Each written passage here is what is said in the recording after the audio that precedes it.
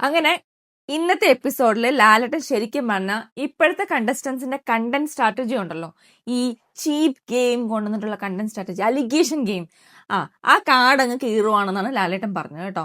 അതായത് ഇനി അത് എടുക്കണ്ട, എടുത്ത പണി കിട്ടും. ഓക്കെ, അപ്പം ഇന്ന് കണ്ടന്റ് ഉദ്ദേശിച്ചിരുന്ന കുറെ പേരുണ്ടായിരുന്നല്ലോ. സിനിമ കാണാനൊക്കെ ഇരുന്ന ആൾക്കാര്, സിനിമ കാണാം, ഇന്ന് നിനക്ക് കാണിച്ചു തരാം, സാറ്റർഡേ വരട്ടെ നമ്മ കാണാം എന്നൊക്കെ പറഞ്ഞ ആൾക്കാരുടെയൊക്കെ പ്രതീക്ഷ പോയി. ഭയങ്കര സ്ക്രീൻ സ്പേസ് കിട്ടുമെന്ന് വിചാരിച്ചിരുന്ന കാര്യങ്ങളൊക്കെ അവിടെ നിന്നു. കാരണം എന്താണെന്നറിയോ, ഇതിങ്ങനെ ഒരു ആശം പറയും, ഇനിയും പറഞ്ഞുകൊണ്ടിരിക്കേണ്ടി വരും, ഇങ്ങനെ കൊണ്ടുവന്നുകൊണ്ടിരിക്കും. ഇപ്പൊ ഇവരുടെ സ്ട്രാറ്റജി ആണ്, ഇവർക്ക് കണ്ടന്റ് വേണം, ഇവർക്ക് സ്ക്രീൻ സ്പേസ് മാത്രമാണ് ഇവരുടെ ഒരു ഇതട്ടാ അജണ്ട. അത് മാത്രമാണ് ഇന്നത്തെ ഈ തവണത്തെ കണ്ടസ്റ്റൻസിന്റെ അജണ്ട, അത് മാത്രമാണ്. അപ്പൊ അത് ഏത് രീതിയിലായാലും അവർക്ക് കുഴപ്പമില്ല, സ്ക്രീൻ സ്പേസ് കിട്ടണം. അപ്പൊ അത് വേണ്ട എന്ന് വെച്ചിട്ടാണ് ഇവരിങ്ങനെ മാറ്റിയതെന്നാണ് എനിക്ക് മനസ്സിലായത്. നന്നായി, കാരണം ഇന്നും ഷൗട്ട് ചെയ്ത് കഴിഞ്ഞാൽ അടുത്ത പ്രാവശ്യം വേറെ ആൾക്കാർ വരും. ശരിയാണ്, ഇവർ ഇതിങ്ങനെ കണ്ടിന്യൂ ചെയ്തുകൊണ്ടിരിക്കുകയാണ്. ഈ റിപ്പീറ്റേറ്റീവ് ആ ഒരു പാറ്റേൺ കാണുന്നുണ്ട്. അതുകൊണ്ടാണ് നന്നായി.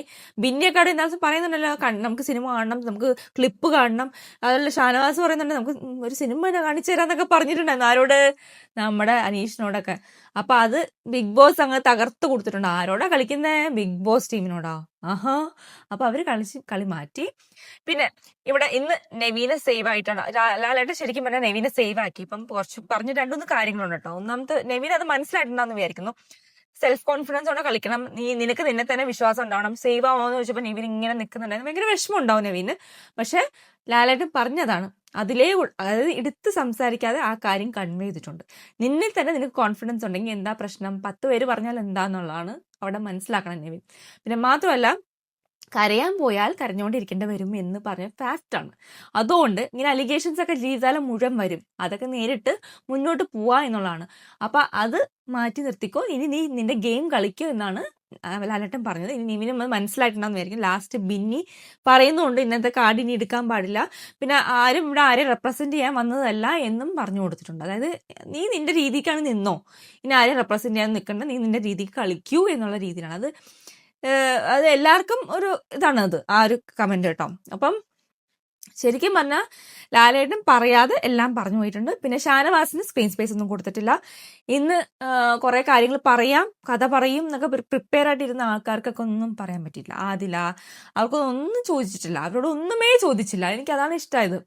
ഇന്ന് ശരിക്കും പറഞ്ഞാൽ എന്റർടൈൻമെന്റ് ആയിരുന്നു കേട്ടോ. ശരിക്കും എന്റർടൈൻമെന്റിന് വേണ്ടിയിട്ട് ഇങ്ങനെ ഉദ്ദേശിച്ച് കുറെ ക്വസ്റ്റ്യൻസ് ചോദിച്ചു, കുസൃതി ചോദ്യങ്ങൾ ചോദിച്ചു, അതെല്ലാം പറഞ്ഞു പോയി. അതിലൂടെ കുറെ ആൾക്കാരെ ഇങ്ങനെ ആക്കി വിട്ടിട്ടുണ്ടായിരുന്നു, നല്ലപോലെ ആക്കി വിട്ടിട്ടുണ്ടായിരുന്നു. അതുകൂടാതെ ഞാനായിട്ട് എല്ലാം പറഞ്ഞു പോയി. പിന്നെ പ്ലാച്ചി, ഞാൻ പറഞ്ഞിരുന്നല്ലോ പ്ലാച്ചി വരും എന്നുള്ളത്. പ്ലാച്ചി വരാതെ എവിടെ പോകുന്നു? അത് എന്തായാലും തിരിച്ചു വരും. അതൊരു വന്നിരിക്കുന്നത് എനിക്ക് ഉറപ്പായിരുന്നു. അത് ഇതുപോലെ വന്നിട്ടുണ്ട്. പക്ഷെ അനുമോളൊരു സ്നേഹക്കുറവൊക്കെ ഉണ്ടോ പ്ലാച്ചിയോട്? പണ്ടത്തെ പോലെ ആ കണ്ണുനീരും ആ സന്തോഷമൊന്നും കാണുന്നില്ല. അത് അനുമോൾക്ക് ഇപ്പൊ ഹിന്റ് കിട്ടിയിട്ടുണ്ട്, പ്ലാച്ചി അത്ര പോസിറ്റീവ് അല്ലെന്നല്ലേ.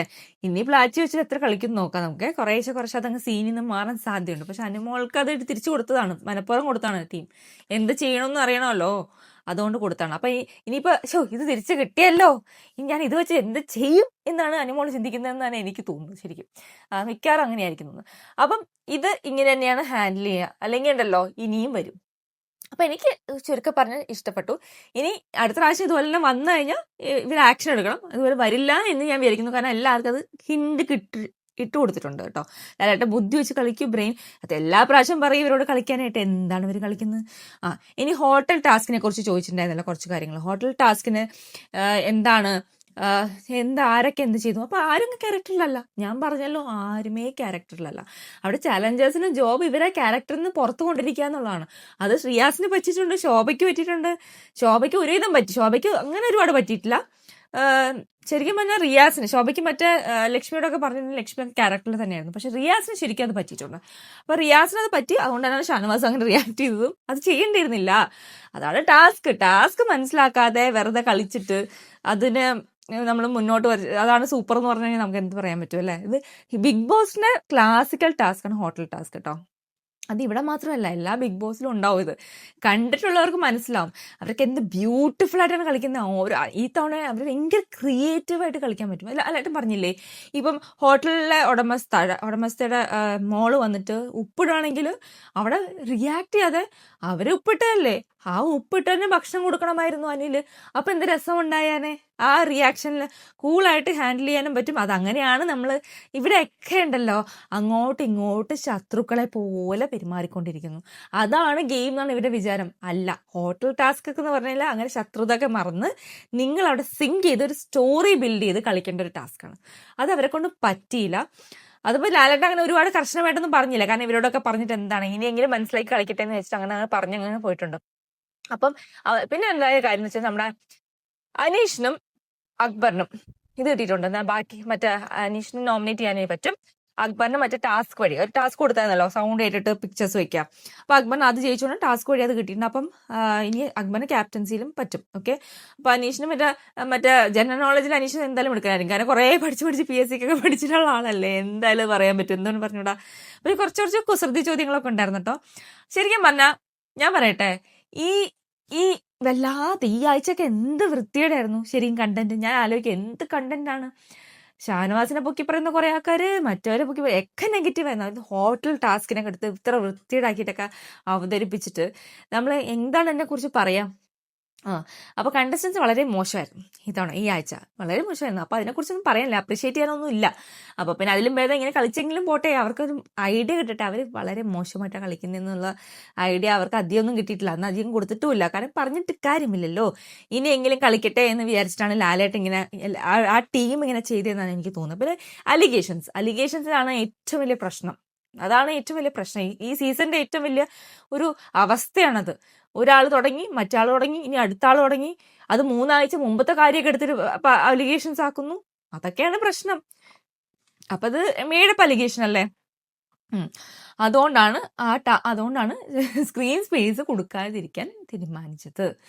അപ്പോൾ എല്ലാവർക്കും ഈക്വലി ഡിവൈഡ് ചെയ്ത് ഫുൾ ലാലേട്ട സ്ക്രീൻ സ്പേസ് എടുത്ത് റോക്ക് ചെയ്ത് പോയി എന്നാണ് ഞാൻ പറയുള്ളൂ. സത്യമായിട്ട് കേട്ടോ. എനിക്ക് ഒറ്റൊരു പേടിയുള്ളൂ, ഇനിയിപ്പോൾ തിരിച്ച് ഇവർ കൊണ്ടുവന്നാൽ നിങ്ങൾ ആക്ഷൻ എടുക്കണം കേട്ടോ. അത്ര മാത്രമേ എനിക്ക് പറയാനുള്ളൂ. ബിഗ് ബോസ് ടീമേ ഇതൊക്കെ പറഞ്ഞിട്ട് അവസാനം ഒന്നും ചെയ്യാതെ പിന്നെ എടുത്തു കഴിഞ്ഞാൽ ഇവർ പിന്നെ ഇതന്നെ കളിക്കും. അപ്പോൾ അത്രേ ഉള്ളൂ. ഇനി എനിക്കൊരു പറയാൻ വേറെ വിഷയമുണ്ട്. നമ്മുടെ അനീഷിൻ്റെയും ഷാനവാസിൻ്റെ ഫ്രണ്ട്ഷിപ്പിനെ ഗ്ലോറിഫൈ ചെയ്ത് കൊടുത്തിട്ടുണ്ട്. അനീഷ് ആണെങ്കിൽ ഈ വീക്കെൻഡിന് വെയിറ്റ് ചെയ്ത് നിൽക്കുമായിരുന്നു. എന്തിന്? ജീവിതകാലം മുഴുവൻ ഷാനവാസിനോട് നിൽക്കാനായിട്ട്. ഓക്കെ, അനീഷിൻ്റെ ഗെയിം എങ്ങോട്ടാണ് പോകുന്നത്? ഇങ്ങനെ ചെയ്തു കഴിഞ്ഞാൽ അനീഷിൻ്റെ ഗെയിം വല്ല ഗുണം ഉണ്ടാവുമോ? ഇല്ല. കുറേശ്ശെ ആൾക്കാർ അനീഷിനെ ഇഷ്ടപ്പെട്ടിരുന്നത് എന്തുകൊണ്ടാണെന്നറിയോ? ആൾക്കാർ അനീഷ് ഒറ്റയ്ക്ക് ആരുടെ എഗെയിൻസ്റ്റ് അനീഷിനെ ഗെയിം കളിക്കാൻ പറ്റിയിരുന്നതുകൊണ്ടാണ് അനീഷിനെ ഇഷ്ടപ്പെട്ടിരുന്ന ആൾക്കാർ. അതാണ് സത്യാവസ്ഥ. ഇപ്പം ഒരു കോംബോ പഠിക്കുമ്പം ഓബ്വിയസ്ലി കോംബോ ഇഷ്ടപ്പെടുന്ന കുറേ ആൾക്കാരുണ്ടാകും, പക്ഷെ ആക്ച്വൽ ഫാൻസ് ശരിക്കും നിങ്ങൾ ഒറ്റയ്ക്ക് ബിഗ് ബോസ് ഫാൻസ് ശരിക്കും ഒറ്റയ്ക്ക് കളിക്കുന്ന ആൾക്കാരാണ്. ശരിക്കും മറ്റേ ഒറ്റയാന്മാരെ ഇഷ്ടപ്പെടുന്ന ആൾക്കാരാണ്.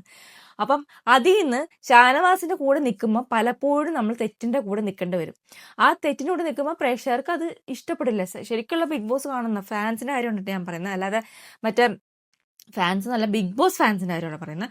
അല്ലാതെ മറ്റേ ഷാനവാസിന്റെ ഫാനോ ഇന്ന പർട്ടിക്കുലർ ആൾക്കാരെ മാത്രം ബ്ലൈൻഡ്ലി ഫോളോ ചെയ്യുന്ന ആൾക്കാരെ കുറിച്ചല്ല ഞാൻ ഈ പറയുന്നത്. All of together Bigg Boss എന്നുള്ള ഗെയിം ഷോനെ ഇഷ്ടപ്പെടുന്ന ആൾക്കാരുടെ കാര്യമാണ് പറയുന്നത്.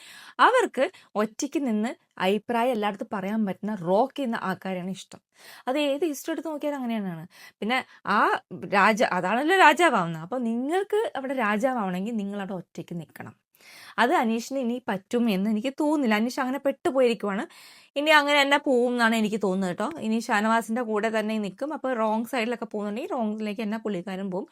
ഇനി എന്തെങ്കിലും ഷാനവാസിന് അഗേൻസ്റ്റ് അനീഷ് കളിച്ചാലും അത് പിന്നെ കട്ടപ്പയായിട്ട് വരും.